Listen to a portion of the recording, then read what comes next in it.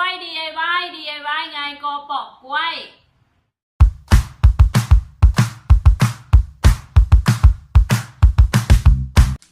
และมื้อนี้จะพาสร้างรูปภาพจากก้อนหิน แล้วเขาก็จะใส่กรอบงามๆให้มันค่ะพร้อมแล้วอุปกรณ์มีอย่างแดเขาไปเบิ่งน้ำกันเลยก้อนหิน ปืนกาว JAC บิ๊กดำกรอบรูป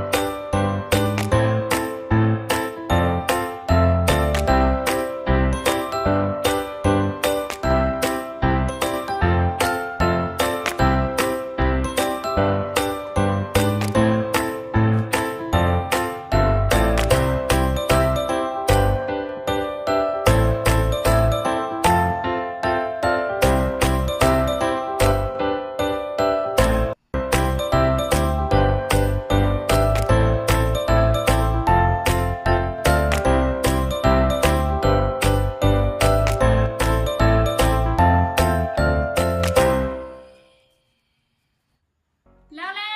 งามบ่รูปภาพที่สร้างจากก้อนหินงามๆเราสามารถสร้างได้หลายรูปภาพแต่ว่ารูปภาพตัวนี้แม่นรูปภาพค้นถือปุ่มเป้าเนาะเขาสามารถจินตนาการได้ในหลายแบบแล้วพบกันใน EP ต่อไปอย่าลืมกดไล